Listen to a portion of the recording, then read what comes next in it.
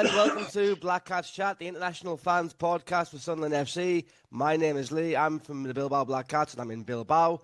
And today we're back with a review show. Yesterday it was a tough game. We had to go to the Emirates and play and face high-flying Arsenal. We fell to a 3-0 defeat, which seemed a bit harsh on us because we did play quite well at times. But anyway, to go through that game, we've got Ian from Ian McNee from the German Black Cats. Hey, Ian, no swearing, please. You're joking. No, I'm only joking. I'll just not speak then. I'm only joking. You can say whatever you want because, as you know, when you're on, I've got to put on YouTube that it's not made for kids. So anyway, mate, how are you? How's your morning been? I've just finished my breakfast. I got up fairly late this morning, but everything's settled. My wife's watching a fairy tale on the TV, so she'll not be singing along to that. Okay. Yeah, everything's okay. It's what we've got. 7 degrees outside, overcast, but at least it's not raining. It's definitely not snowing. Yeah. Eastern Germany's still freezing the bollocks up, so I'm fairly comfortable here on the western side. Good man. Right, and we've also got a new guest of the podcast today. We've got John Ambler. He's in Dubai. He's from the United Arab Emirates branch. John, welcome to the podcast. How are you, mate? Yeah, I'm good, mate. I'm good. Plenty of sun here. So, woke up this morning nice and early. Looking forward to it. First time on the show. So I cannot wait to get cracking with a bit of a expert analysis. Good man. So, Good man. Right, well, John, before we get into the analysis part, when we have a new guest on, we always get them to tell their Sunderland story, like where they're from, how they became a fan, what they're doing now, etc. So, do you want to go ahead and tell us your Sunderland story, mate? Yeah, no problem. So I'm from Merton, County Durham. Jesus, if my memory goes back, my uncle had a coffee shop, Fulwell Road, called Rosemary Caff. So as a kid, used to either play football on the mornings. At the time, I was playing for a team in Easington, and then we'll be straight through. Used to be my nana used to take us through, drop us off at the Caff, quick bacon sandwich, and then me, my cousin, and a lad called Gareth Ord used to walk down to Roker Park. Used to pay in them days as well. And then we used to stand in the Fulwell end. Fantastic memories back then. I must admit, it doesn't matter all the games I go to now, which I love every game. I'm always watching football. I'm part of Dubai Irish out here as well, so football's a massive part of my life. But nothing compares to when I was a kid there, freezing cold. A goal would go in, not very often, and you'd have to creep under that bar at the front. I can still feel the crushing now, Lee. Fantastic memories, which I just feel the shame, my son will never get that, but I'm thankful, I experienced that. Moving on to Stadium of Light, obviously being a Sunderland fan, dare I say it, but putting a level head on it, we're always a little bit in the shadows. When we're at Roker Park, you got St James's and Newcastle flying in the Keegan eras. Getting into the stadium was a massive thing when I was growing up. I think, season ticket there, northeast corner. It was just fantastic times, wasn't it? Quinny, Phillips, Mickey Gray, Summerby, all of this lot. Adam Johnson, my favourite player back then, him and Chris Macon. To pick out one memory from that period, I couldn't. It was just every weekend, to be honest. It was just fantastic. Funniest memories, I think, going away. I used to love going away. 13, 14-year-old, we actually used to get packed on the bus because my uncle used to know everyone in Sunderland then. The lads would look after us. And just the banter on the bus, playing cards, not really knowing what's going on. The lads drinking around here and having a laugh and the same stuff like that. So, they're the memories that sort of stick with us more than actually the football itself. And, getting back from Dubai, you can imagine it's quite tough. It's normally the bigger games. I keep your season ticket on. My nephew goes now and I keep it for the family. Make sure I'm doing my bit to still fill the stadium. And I get down the branch with Stu and them every now and then. But I must admit, I'm a bit of an odd character when the boys are on. I like to watch it on my own in front of a telly. No distractions, and I'm normally jumping all over the house. So we've got a little story for you. We've got a new dog there at Christmas. He's Italian Greyhound. So we've called him Granite, the Mac and Whippet. So, you know, when the goals are going in at the minute, I don't know if you know Italian Greyhounds, he's all over the house, he doesn't know what's going on, you know. So you know, that's about it. So coming back, you know, I haven't got a specific time. I will get to a home game before the end of the season, but a load of lads out there are toffees as well. And I've actually got a ticket for the Everton game at the new stadium there. He's kindly given it to me in the sun. So yeah, that's about it, to be honest, Lee. Nice one. Hey, you mentioned they had the pain at Roker Park. I think I got in a few times under my dad's jacket. I think he put me under his jacket and pushed me in. That's why I've got a funny shaped head in. Turnstile. You sly bastard. I don't know if you can remember the full one, but can you remember the toilets that back then as well? That little pie shop in the corner of the stand. Just a brick wall, really, wasn't it? Yeah. Pie, piss, and bovril. That's what you. Anyway, that was brilliant, John. Thanks for that, mate. Right then, Ian. Steve. So yesterday against Arsenal, it was always going to be a tough ask without Granit Xhaka. But he went for the same lineup as we played against Burnley. That was a bit surprising. Everyone thought Trowder might come back in and give us a bit more defensive solidity. But I mean, we actually started all right, didn't we? Yeah, without a doubt. I mean, I didn't think we were all that bad yesterday. In fact, I think, well, we held our own until they scored the first goal. And even after that, at the second half, we came out and gave it a go. We were good, but they were better. I mean, their class showed throughout, you know, and I've got no problems with the fact that we've lost against Arsenal. I think it's maybe one goal too many. The goals themselves could have been prevented, but I mean, nobody can play 100% through the whole game. We're going to switch off sometime or other, and they cashed in on that. You know, simple as that. Yeah. John, were you surprised that he went for the same lineup and not a bit more defensive by putting Trowder in possibly? No, I don't think so. I think, to be honest, I think that's the best. It's not by no means it's my favourite, but I think that's the best balance he's got available at the minute, especially with Xhaka being out. And, you know, I absolutely agree with Ian, and I think all the pundits, and, you know, there was absolute glowing reference from Arteta last night as well. I think we frustrated them. There was an air of anxiety amongst their supporters, I think, all the way up until probably the 35th minute, if I'm honest. And again, look, for me, I think they've played fantastic in that first half. Just touching on what Ian said there, I think it is that moment of switching off. I had my eye on, look, he's probably one of my favourite players. I think he's a cracking player, already. But I do feel that over the last probably 5 or 6 games, I think it's actually been him who's cost us quite a either goals or put us under pressure. And I think it's either him being too sloppy or just too slow, just moving the ball out that back line. And he's giving it away at times when we're trying to go forward in the midfield. He's giving it away just behind that midfield. We're then tracking back. The defence is stretched.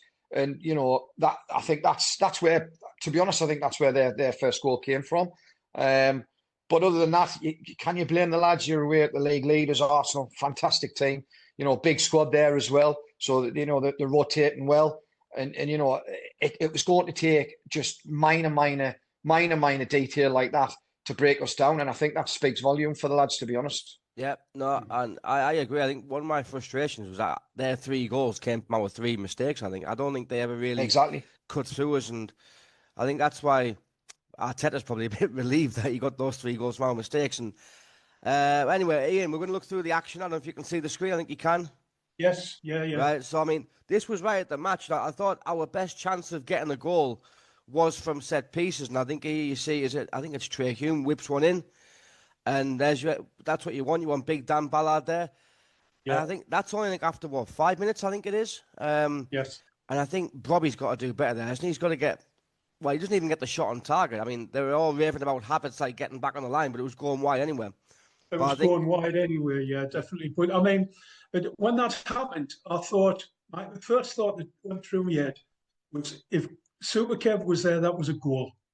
Although, having said that, I think that VAR would have found a reason not to allow it.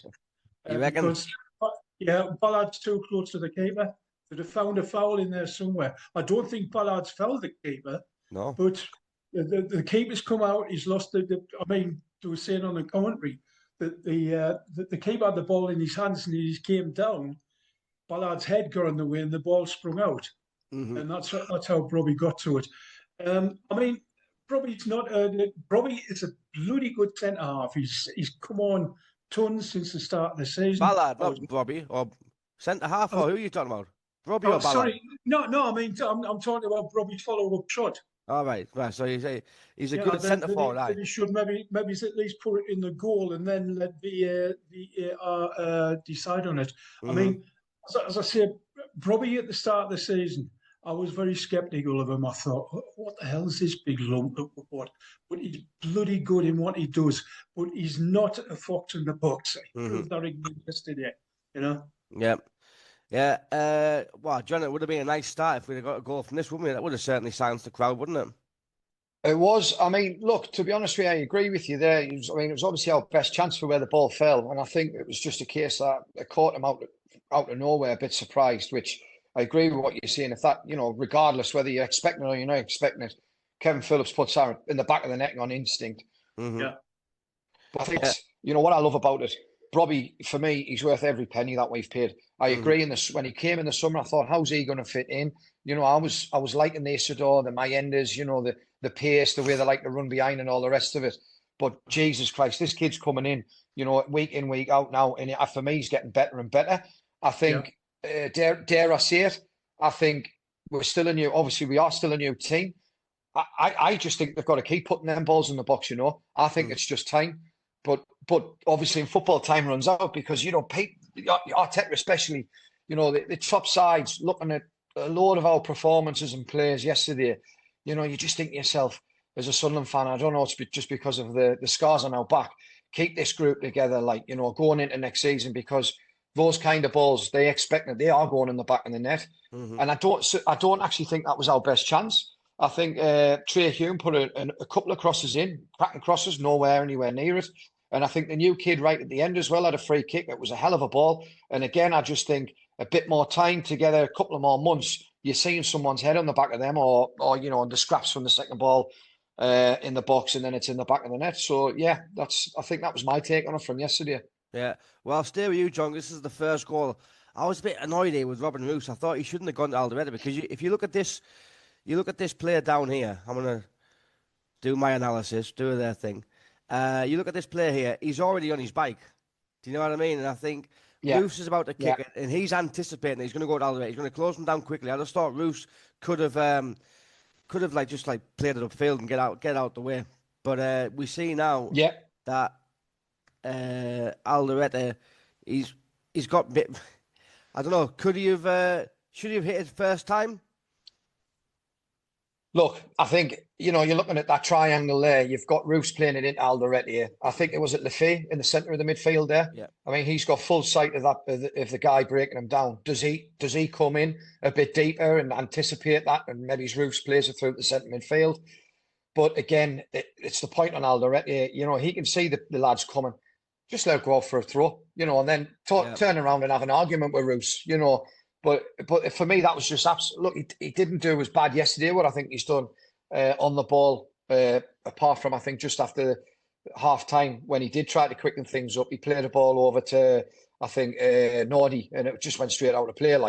But I think he does struggle, and if we are seeing it, Roos has to see it because Ballard keeps pulling him out. Obviously, Ballard's not an option there, but I think you're right. I think it was great pressing from Arsenal. I think the face should have dropped in there, is on your picture there, just into that centre.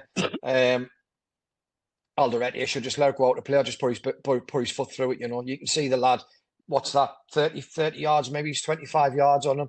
You can see he's closing them down every second, It was poor. But again, teams like Arsenal's going to find a way. Yeah, and I think if Lefebvre drops in here, he creates that space in this area. So Roos could also dink it in there to say Brobby or Diarra or something like that. You know what I mean? And 100%. And you're thinking to yourself, I was yesterday, I don't know about you lads, but I'm thinking to myself, every time that ball went up where Brobby was, I'm sitting there thinking, he's holding this. Arsenal had a torrid time with him yesterday. The two lads were all over him. They knew they were in a game yesterday. And absolutely right. All he has to do is come in the centre there, and he can find Robbie, and that's everything where he's getting the praise, getting us up the field. Because I think we do lack. I think that's where we are lacking at the minute, being able to effectively get up the field. Mm-hmm. Ian, from a goalkeeper's point of view, I mean, I know that you weren't exactly a ball-playing keeper in your day. No, we didn't do that in them days. Well, we should have done what you did, Ian. Should have done what you done. I mean, move the bastard upfield and see what the others can do. 100%. I should have been on the roof of the Emirates. That's where it should have been. Yeah. So we can see here that like Alderete goes deep to try and receive the ball, but you can see here that his body's not open, isn't it? He hasn't opened his body to be able to get it out of his feet. And then like in a flash, like I think it's Madueke, he's on him. But does he have the chance there to get rid straight away and possibly play to Reynildo down the wing here? Yeah, plus, I mean, I totally agree with what John's just said about that. It should have either gone down, as you say, to Mukiele, but even then, Mukiele's getting pulled in as well. He's getting covered as well. I think it should have gone out for a free kick, for a throw in. I'm always chatting with the lads on WhatsApp with the other lads in the German Black Cats during the game. And one of the lads said at half time that Alderete is sometimes too cute. I mean, he tries his Cruyff turns and his feints and his dodges and what have you. Most of the time it comes up, but sometimes he drops some right bollocks. Mm-hmm. And, you know, my main bugbear with this goal is the amount of space that Alderete's got. And that wasn't the first time in the game, if you remember. Wright put one just past the post, and then somebody else banged a one, all from about 25 yards. We were defending the edge of our box. If we moved 5 yards up, we could possibly have prevented that goal. Yeah, I don't know. I don't know where Trey is either. You know, I mean, where's Trey Hume? I think he's more or less on the edge of the 6 yard box. I mean, when the goal went in, I did actually see him.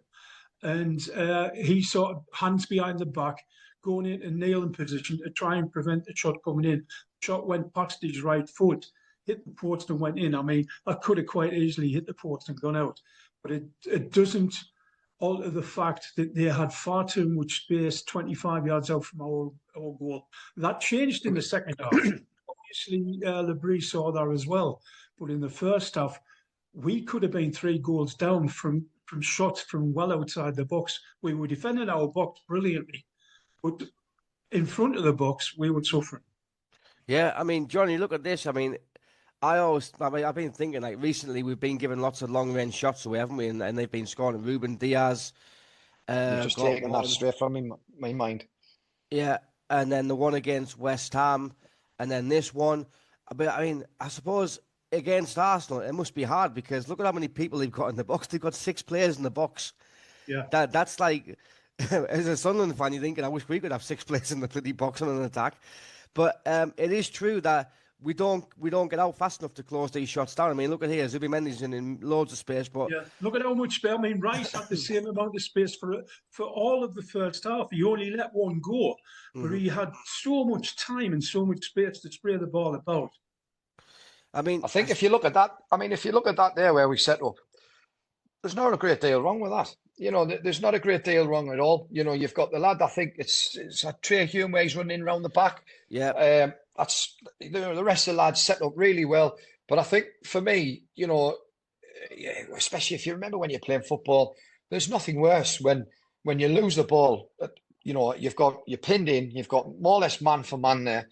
Yeah, and you're turning facing your own goal because you're expecting, you know, before the turnover of play, you expect to come up the field, you know. You're running back to what, and I think that's where that space comes from, and I think that's where that space has came from. Like you've just hit there, you know, a lot of goals we've shipped over the last, month from cracking strikes outside the box, and I think that's a difference as well between the Premier League and the Championship. You just kind of do it at this level, you know. Yep. Take nothing away from the guy. What an absolute fantastic strike. I mean, the keeper had no chance. Like Ian said, could have hit the post easy enough. I think did it brush the post? Yeah, I mean, it hit the post certainly close. Yeah, exactly. But again, this is that minor bit of detail, and for me, I don't actually think it's defending it as you're looking at it on the screen now. I think it's the turnover of play that comes before it. That's causing this, which I think is something they have to look at, because 100%. And I think 100%. And I think he has been, like I said, I love him. I think he's a great centre half. And I think just before he got injured at the start of the season, he just looked that little bit sharper. And then these little turns, it was paying off. I hope it is that. He's just looking a bit sluggish, a bit slow. And he seems to be doing it week in, week out. At some point you've got to think, right, stop, just put my foot through this. Yeah. Well, I mean, this situation here where you see where Lee's crosses, that's Lafay. Yeah. He's going to go over there and double up with McGilly. I can understand him staying there in case Trossard does Mukiele and comes inside. On the other side, would it have been worth a gamble that Lafay moves out towards Alderete and prevents that shot? It's split-second decisions. It's a Premier, and you can't do it. It doesn't matter what you do; you're going to do it wrong. Well, I think this is Diarra. I don't know if it's Diarra. I think it's Diarra. I think Diarra's going to come out here, and then maybe it's like Siddiqui's going to go in there and fill in him, because he's like basically it's like Ballard's on this guy. I think it's Havertz, isn't it? And then Siddiqui doesn't really need to be here. He could probably push across. Diarra goes out and closes the shot, and Lafay goes over there and helps Mukiele. But yeah, I think it's just disappointing the way that we give these long range shots away. We're thinking, go on and have a go, and then when they do have a go, they score bloody goals, don't they? And we were warned, weren't we? Like Ian said, the second half will cut that out. I mean, they didn't get the space in front of our box in the second half, but the first half, we could have been 2 or 3 goals down. Yeah. I think that's the frustrating, because like Arsenal were starting to get a bit restless, weren't they? That they couldn't break us down, and I think I was excited, thinking if we can get into half time at 0-0, like, we might be able to nick. Yes, I was hoping for that as well. Yeah. 100%. I was sitting there as well, and I could actually sense the crowd from 3,500 miles away. I could sense it. You could hear them moaning. It was starting to go flat. And I was thinking, all it will take here, Sunderland to go up and just hit the bar or get a decent corner or something.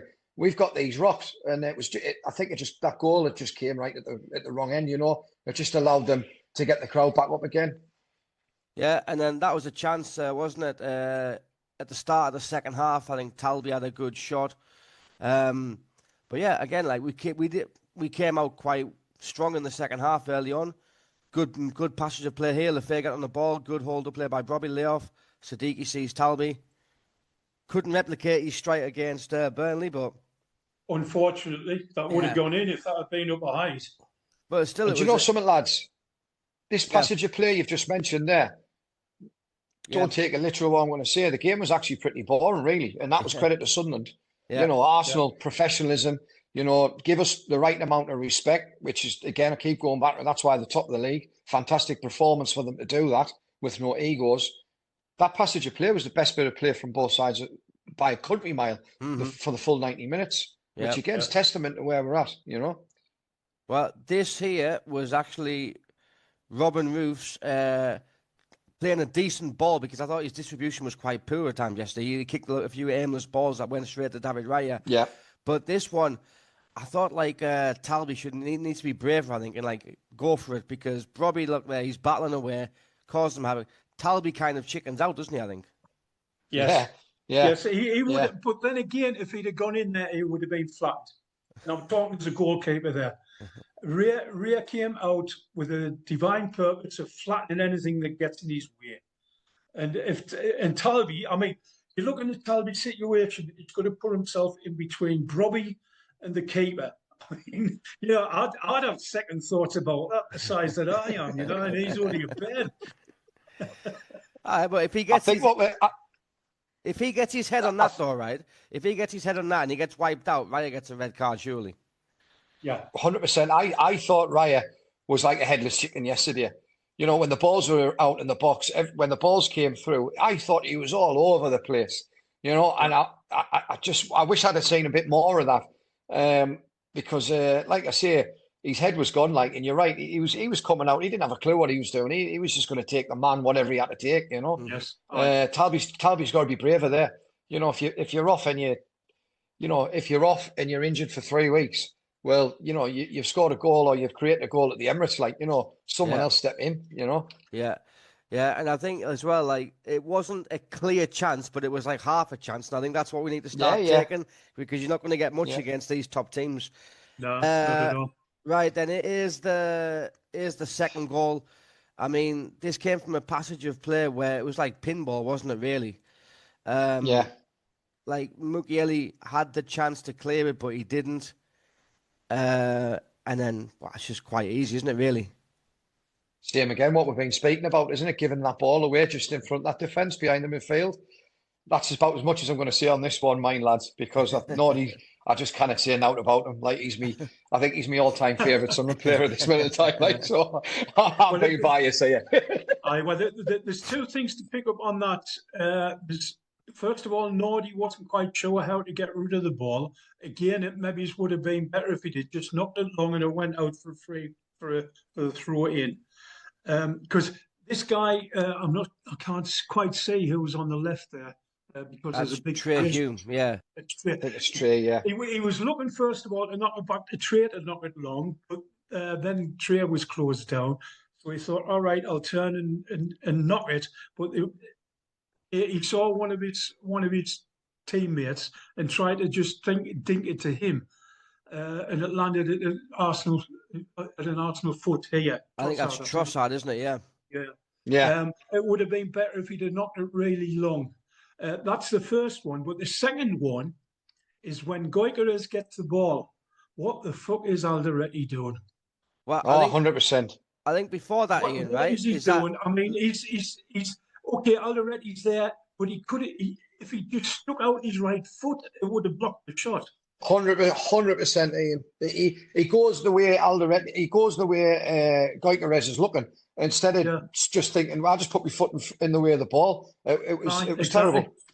Yeah. He's looking at what he thinks the Gyökeres is going to be doing instead of just concentrating on the ball. Yeah, I mean, look, like these two lads here have got this lad covered here. I think that's is it Martinelli possibly, possibly, or Zubimendi might be even as well. But like, Alderete needs to come across here, doesn't he, and like get in front of the ball. But he doesn't. He kind of panics. No, he actually gets there, but he doesn't stick his foot out. He could have stopped that. Oh yeah, he goes. There. Look at that. Where's his right foot? He shifts his way to his own left, which Gyökeres. It's not even a good finish. He slipped over. He's been pretty fortunate. And again, Ian, absolutely right. All he had to do was just go for the ball. Yeah. Right, but then you look here, right. Before that, so he's going to play the pass now, and you've got Mukiele is there, and then you've got Trey Hume, he's over here. Yeah. And you know what I mean? Yeah. So he's got all that space. It's not quick enough, is it? He's like taking two players out with that pass. He's got all that space. So that basically Mukiele not playing to Trey Hume because Trey Hume gave him the angle to give the pass to get it away. But Trey Hume's gone so wide to get that pass, which he hasn't received. He's out of position. Mukiele's out of position, and there's all this space here. And it's just too easy, isn't it? I think. With Trey playing them all on side as well, if any of them come through, with whichever passage of play they decide to do, obviously they went with that led to the goal. But if them two centre forwards move on, Trey Hughes got them on a mile on side as well. They're behind the two centre halves. It's too easy. Yeah, and obviously Dan Ballard senses the danger. He has to go across. This leaves a space for Calafiori and then Gyökeres here, and it's a bit like all over shop, isn't it? So, but I think again, lads, again prime example of when you turn when the play turns over too fast when you're thinking it's going the other way, you're running back towards your goal. These things are going to happen at this level. Yeah. Right, and then here's the third goal again. It comes from our free kick. I mean, we've got how many players we got? We've only got like 4 players in the box, and we've gone to that Arsenal had 6 in their first goal. Ballard tries to bring it down, stretching, and then just look at how quick Arsenal capitalise and break. Loads of space. I was thinking, like, where the hell are our players? So we've only got 4 players in the box, but all of a sudden, it's 1 against 1. Yeah, but we had a lot of players pushing up as well. That was the problem. Reinildo was the only one that was back. and he's shown here that he's not the quickest bloke in the world. But he is fast though, Reynoldo. He is really fast. So I was surprised. Yeah, that well, he didn't get back. obviously the Arsenal player, I think it was Martinelli or something like that, is quicker. You know, I mean, you're always going to find somebody quicker than yourself in the Premier. You know? I was actually hoping he'd take a red card on the halfway line. You know, when you want him to take a red card, he'll not do it. after that red card he got in the what was it, the West Ham at home? I think he's being careful. Villa. He just wanted Villa. That was at Villa. Yeah, so I think he wanted. I was just sitting there thinking, just take his legs out, will you? Yeah, I mean, I think like the 3-0 scoreline was a bit harsh, wasn't it, John? I think. Flattering. I think we didn't deserve to get. I mean, I would have taken a 2-0 defeat. I mean, but I thought 3-0 was a bit harsh, even against Man City as well, away, when we played them away. I thought like the scoreline there was like harsh. 100%. I'm going to be brave enough to say it. I think it was actually a 0-0 draw yesterday, a fair result. I mean, look, again, we were warned. Declan Rice had a pop. You know, obviously the goal was fantastic, which was touched on. The rest of them, I mean, you know, the third goal there, which you've just shown, we've pushed up, being caught out right at the end of the game. It is what it is. That's the chance you take. You know that's going to happen. The risk goes up. For me, I think Arsenal would have thought it was a good result yesterday if it was 0-0. You know, not a good result for them in the league, but based on the day, and I think I don't know if you guys managed to see Arteta's interview at the end. I think that was more or less what he was saying. You know, he was massively complimentary, absolutely waxing lyrics about us, and I think it could have easily been that 3-0. Definitely not. Mm-hmm. Yeah. Right. Well, listen, lads, we're going to take a quick break, and then we'll talk about some individual performances. Because I thought there were some good performances. Obviously, Ballard had a good game. Diarra looks in good form since AFCON, and we've also got this new lad Nilsson. So we'll chat about that and the Liverpool game on Wednesday night. So I'll see you in part 2. All right. Welcome back to part 2 then. So Ian. 3-0 defeat, we said it was a bit harsh. I mean, if we look at the league table, it's still looking quite good, actually, isn't it? Because we're ninth. We'll see the top 10 still above the marks. We can't even see them. Exactly. We can't even see them on the screen as well. That's all we're bothered about now, isn't it? Great result last night. Fucking hell, I missed that one. I didn't find out until this morning. I was in the Irish bar, and I think I must have cheered the loudest when Brentford scored the winner. But yeah, so I think John, they mentioned yesterday that we've lost 3 of our last 5, and previous to that we'd only lost 3 in 18. So I think it is very evident that we are missing Granit Xhaka big time, isn't it? 100%. I think it's a few things. I mean, obviously, what he gives you, even not Xhaka, but just that kind of profile of a player. And then add his quality on, well, you're going to miss him, aren't you? I think for me, again, I touched upon it in part 1. I actually don't think we've actually fully got going yet. Mm-hmm. I really don't.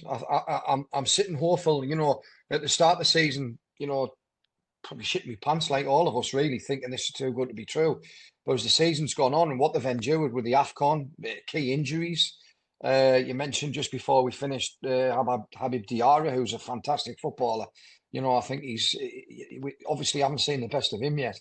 I'm actually hopeful we'll turn this around and go on a bit of a run, which I think will be the run that's needed. Dare I say it, you know, a bit pessimistic when it actually comes to Sunderland, but I think we've got a real chance of pushing into that conference in Europe. I really, really do. Yeah. I mean, Ian, we're only like 3 points off 6, like considering like the 3 and 5, 3 defeats in 5. But I mean, it's not a million miles away. And I think we've played Everton. I don't think they were that good. Brentford gave us a lesson at their place. Liverpool we've got on Wednesday. So I mean, imagine if we beat Liverpool on Wednesday, we'll have the same points as them. Are you hopeful that we can like possibly push up into that top 6, top 7, or is it just a step too far this season? Well, I mean, at the start of the season, and my mind hasn't been changed since then. I just wanted us to stay in the Premier League. I wanted us to be playing in the Premier League next season, and I think we'll be doing that even with just 36 points. We're not going to fall apart. We'll be picking up points before the end of the season. As John said, we're still learning. Whether we get to Europe or not, I don't know. It's a double-edged sword. It would be great to see us playing in Europe. I had the chance in 74, 73 to go to Budapest to see us play Vasas Budapest. My mate went, 39 quid on the plane return with the ticket and everything, and there was 2 games on the day. So you saw 2 games. I think another Budapest played in the afternoon, and we played on the night. But that was my only chance of getting into Europe, and I didn't take it. Now that I'm in Europe, I want to drive there. I want to take the car, and hopefully it'll be by a Leverkusen or somebody like that. That's just down the road from me. I'll be there in half an hour. You know, I want to see us playing in Europe. I've seen us play in friendlies in Europe. I was in Augsburg in August, and it's just brilliant, the experience. The other side of the coin is if we get into Europe, we'll struggle in the league. We don't have a big enough squad to handle that. The likes of Arsenal, Man City, and what have you, they've got a big squad. But then you go down to look at people like who've recently been in Europe, like Brentford, Fulham a few years ago. West Ham. They really struggled. West Ham, yeah, they really, really struggled. And I don't want that to happen to us. I want stability in the Premier League. Maybe it's next year or the year afterwards. Yes, definitely go for Europe. Well, I can give you an example there, Ian, as well, because Athletic Bilbao, I mean, yeah, they've even got like they've got a limited pool of players because they only have this like Basque only philosophy. But like they always like want to qualify for Europe, but when they don't qualify, when they qualify for Europe and play, they always get loads of injuries, and then they struggle in the league. I mean, now they're like battling relegation, so got like a 6-pointer against Levante there. So yeah, I can see your point. John, I also agree with you, mate. I don't think we've reached our best yet. I think there's still a lot more to come. I think Talby, Diarra, and this new player Nilsson, and when Xhaka comes back, I'm really kind of optimistic. And even with Traore coming back as well, I think he's going to bring something. There's going to be like a lot of competition for places. I think it'll probably like push the players on to kind of put a strong finish to the season. Look, I mean, I texted you last night and I said my Arsenal mate wanted to come on. He's normally there with his red and white shirt on at the supporters club when they're not playing. And you know, a message he sent was far too early to tell. I mean, the kid was on the pitch 5 minutes, but you know, as he calls him, Mr. Frosty. He says, "You knew Mr. Frosty, you know, looks a player." And I think, you know, for that 5 minutes, he does look like a profile. You know, he looked quick, he looked strong. You know, a good delivery. You know, he's only been in the building 5 minutes, and he's taken the ball for the free kick just outside the box. Talby's getting better and better. I thought he was actually going to struggle. I thought Adingra would be ahead of him. He's gone, obviously. Habib Diarra is a new signing in January anyway. Xhaka's getting a rest.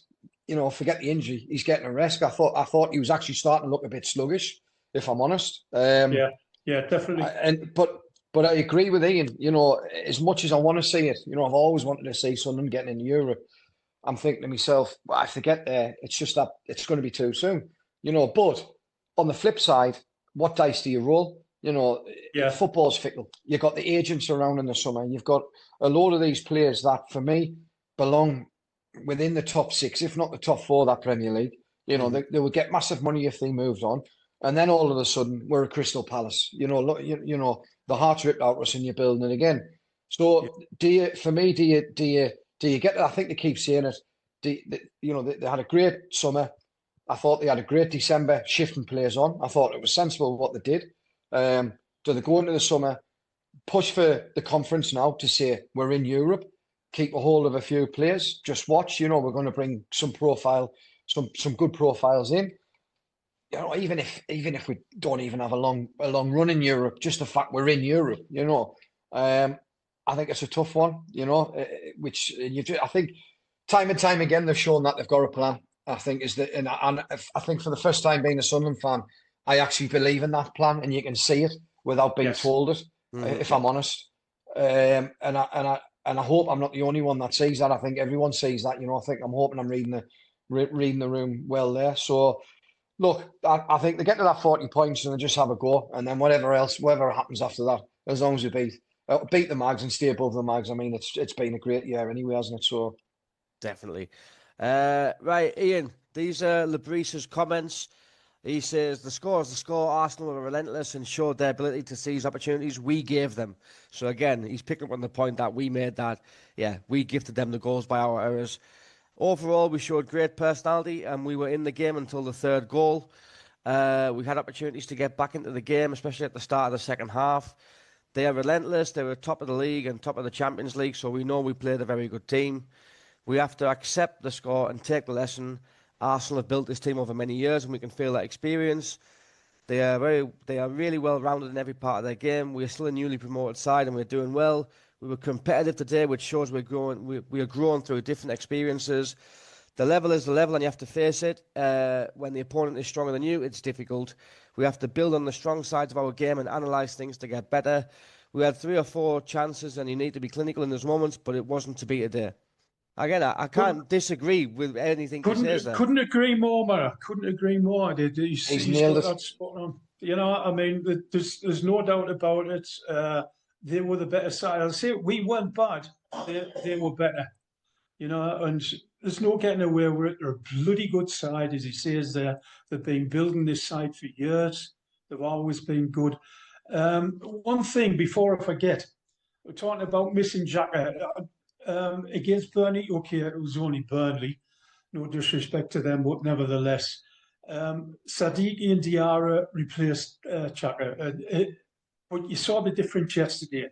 Look at what Wright was doing for Arsenal. Look at what we missed when Xhaka wasn't there. If and when Xhaka stops playing, we need to break the bank and buy Rice because he's the perfect replacement. He is Xhaka number 2. I mean, I said when they signed Rice and got rid of that's why they got rid of Xhaka, because they knew they had Xhaka 2.0 in Rice. Rice is such a fucking good player. I mean, as I said, if and when Xhaka stops, we need to go and kidnap Rice. For me, you know, get him in our team because he is the perfect replacement. I don't know. Maybe it's Gazofli and Speakman will turn up with somebody playing in the Albanian 3rd division or whatever that will do exactly the same. But at the moment, he's a ready-made replacement. He is what Nick Darwin did. Okay, it helps that he's got some really good players alongside him, but he was the one telling everybody on the pitch what to do, and that's what Xhaka does for us, and that's what we missed. Not particularly how he plays, but what he does, because we missed his guidance. He's the coach. It's been said often enough, he's the second coach. He's the coach on the field. He is, and we've missed that the last 3 years. Right, I think me and John want a pint of whatever you're having, Ian. If you think we're going to sign Declan Rice, mate. Sell the stadium, sell the wives, do whatever you want. Buy the bastard, get him. No, I'm not saying no. We've still got a couple of years out of the saga, and maybe Arsenal have decided to get somebody to move on. Yeah, well, I think. Do you know what? If Xhaka was a bit of a conventional signing, let's say, and we've got him in the summer, paid loads of money for him, and he just came, I'm not sure if you've managed to. No, but imagine it. I don't know if you've seen his interview. BBC. Last couple of days. Yeah, and he's actually saying, look, it wasn't, I had offers. It was the best time in my life for offers. I could have went anywhere in 20 minutes. I decided to go to Sunderland. Do you know what? Do you know where we are? Where I think we're lucky. The decision he came up with to come to Sunderland, because I think you're right, Ian. You've got Xhaka, you've got Rice. I can't think of anyone else in football at the minute that's really doing that. There's nobody else like that out there. Well, the kid at centre Man City, what's his name? The centre midfielder, Rodri. Yeah, possibly Rodri. He's injured all the time, isn't he? But where are you going to get a profile like them three? And that's what worries. What worries me is Man United must be looking at that. Arsenal themselves must be looking at that. Let's face it. You know what I mean? Chelsea, all the top clubs, they must be looking at that. And I think if it was a conventional signing, I'd be looking towards the summer. I'd be thinking, here we go. You know, we've had a great player for one season. He's gone. You know, but what gives us a bit of confidence is that BBC the Match of the Day documentary. I'm thinking he's going nowhere. Like he's part of the project. He's part of the backroom staff. You know, this is his next sort of chapter. He's going nowhere. Like you know, so I agree. He's absolutely indispensable. Like. Yeah, and then the final word in that Lebris interview as well is that there's no knee-jerk reaction. There's no kind of throwing anyone under the bus or making excuses. He tells it as it is, and that's what he always does, I think. So I think that's... there's no bullshit from him. You never see Lebris or hear bullshit from Lebris. He just doesn't do that. He just admits what it's plain to see for everybody. I mean, I remember reading some of Moyes' statements when he was our trainer. He was our manager. I was thinking, what fucking matches he watched? You know, they come out with so much bullshit, but at least Lebris tells it like it is. And the best thing about losing yesterday is that we're going to win on Wednesday. Right. Well, the thing is as well, Moyes also did threaten to slap a female reporter, so that says a lot about him. Anyway, this is Dan Ballard's reaction. He said, obviously, we're disappointed, but I don't think the performance as a whole was bad. I agree with that, especially in the first half. I thought we were brilliant. The goal we conceded was a bit of a sucker punch, and from that moment, it was always going to be tough. I thought we responded well in the second half, but again, it comes down to small details. It's a poor goal to concede, and once that happens, it's really tough from that point. We spoke in the dressing room about it being small details. That's the Premier League. You come away here losing 3-0 on small details, really, and you get punished at this level, especially against probably the best team in Europe at the minute. But there are positives to take from it. We're focused on the game on Wednesday. Hopefully we can bounce back. We've done that all season and we're ready to go. And he also acknowledged the fans all season. They've been the same. They've been brilliant. We probably haven't given them enough to cheer about away from home, and that's something we're trying to address. Yeah, he's got a point about that because the fans do travel well, don't they, John? But I think we've only got, two wins away from home, is it, all season? Yeah. I mean, he nails it again. And you know what? It's more or less, that's coming from the dressing room. It's more or less what Reggie Lebris said. You know, it's done. You know, and what we've said, you know, it's fine margins. You play in Arsenal. Right, Wednesday night, Liverpool, let's go again. You know, we'll address it when we go back on the road.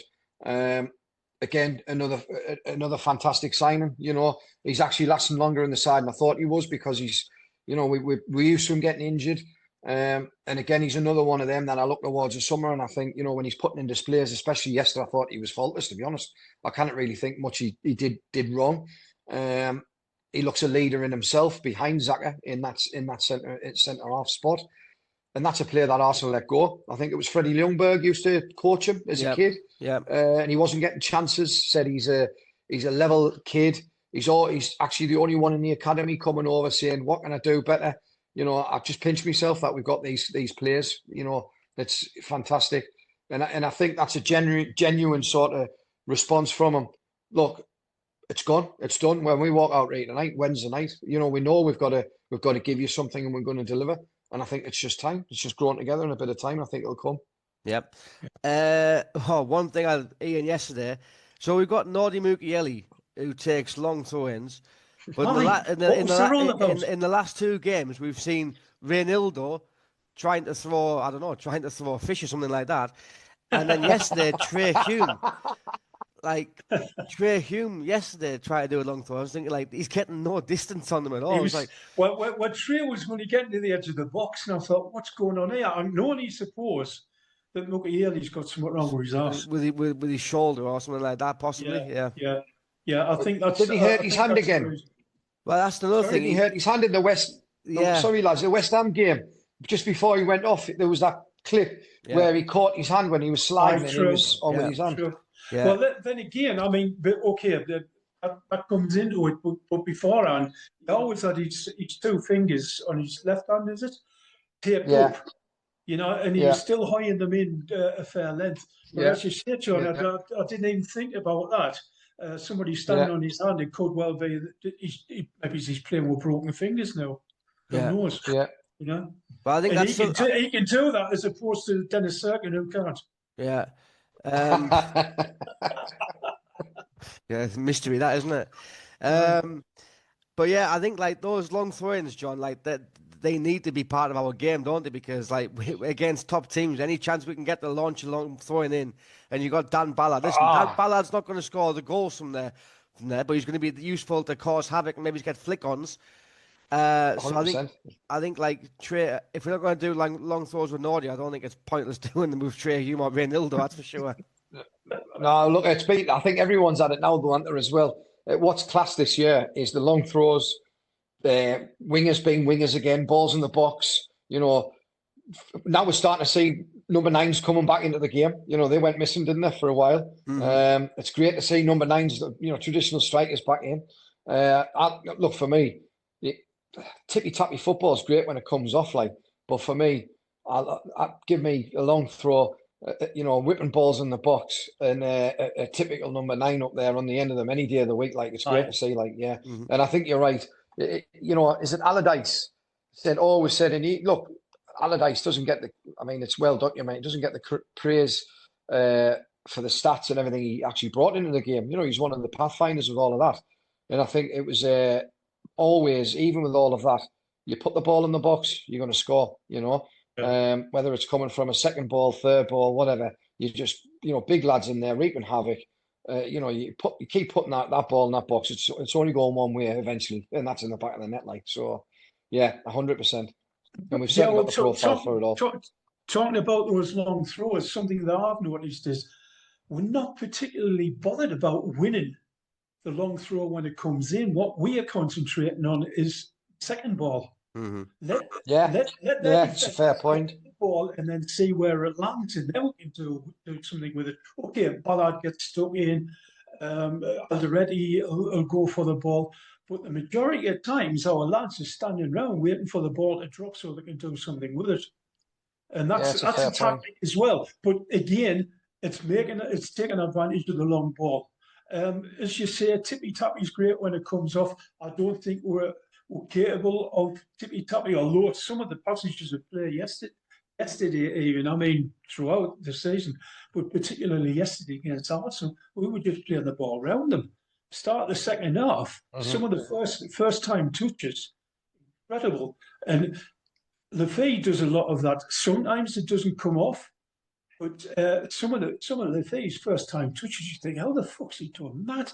Outside of the boot. What a football brain he's got, mind, Ian. In the complete direction that everybody else is going, you know, and it finds somebody. 100%.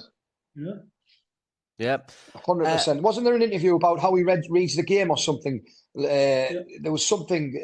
Was it Labrie who said he's just got everything the way he reads the game? Mm-hmm. And I think you're right on that tippy tappy stuff. Even yesterday, he's on another planet at times. The space he gets into, where he knows where people are, down to his technique and his touch, he was absolutely phenomenal. And he's battling as well. I mean, 100%. He's got that as well. He's only a small bloke, but bloody hell, he gets stuck in, you know. Yeah, well, he's got the little flicks as well. Yeah. Right, I want to talk about Nilson Angulo. People have been calling him Angulo because the G in Spanish is like a J, but when it's in the middle, it's not. It's Angulo. So Nilson Angulo. They were from Sunderland. He's Angulo. Simple as that. Yeah, that's what he's called. He's called Angulo. My mate calls him Frosty. The same as Masuaku was Musaka. Musaka. But wasn't his first name Fucker, something like that? Fucker Arthur Masuaku. It sounds like a dish at the Motti Raj. Remember the Motti Raj? The Motti Raj in town, the Indian, sounds like a dish.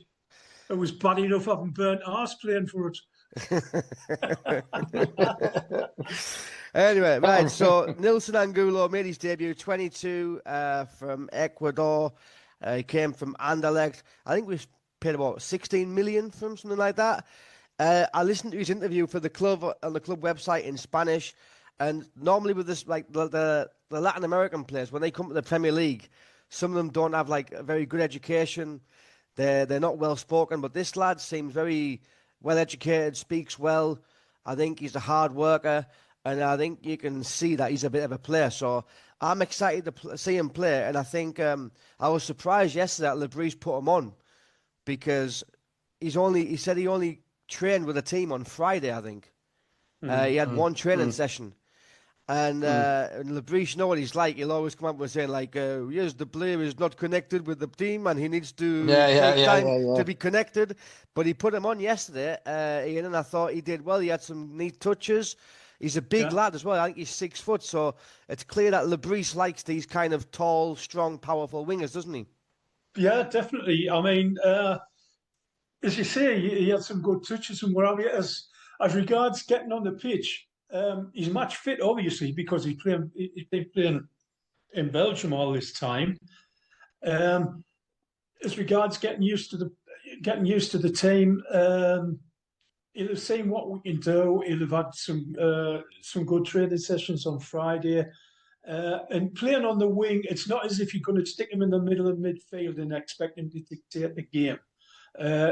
If that was the case, I wouldn't have put him on straight away. But giving him 10, 15 minutes like Labrie did yesterday, and only do good just to see how he fits in. And as you're saying, he was taking free kicks. He's confident enough. He didn't take any great sort of runs to the line and whacking a hell of a cross in and what have you. But hope for the future, without a doubt. I mean, we didn't pay 15 million for him, for just having sitting on the bench, so more power to his elbow. I think he's not one for the future, he's one for now. Tarby is maybe he's one for the future. We'll yet to see what he can do, but I think he can fit in, without a doubt. Yeah. John, then on Wednesday, we go back to the Stadium of Light and we play Liverpool. Liverpool have got a very tough game this afternoon against Man City at Anfield.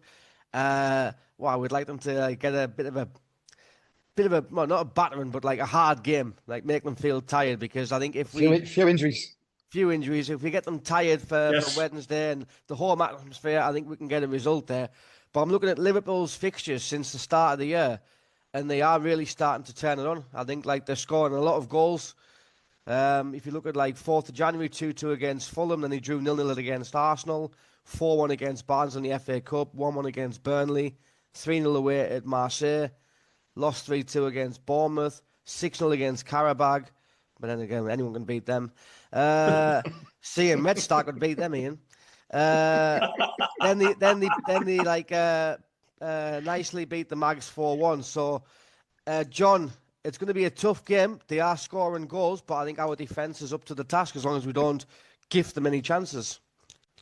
100%. I think, thinking back to the first game, I thought the big difference was Sobotsai, however you call it, whatever you say it. I think we've got to watch him, but then you can't put too much on him, can you? Because they're another team with quality all over the pitch, aren't they? Am I right in saying I've not seen a lot of them lately? I'll probably watch the game today. But am I right in saying Salah's back in the fold a bit more now? He's getting a few more minutes. Wirtz is obviously found his feet. He's starting to fire, yeah.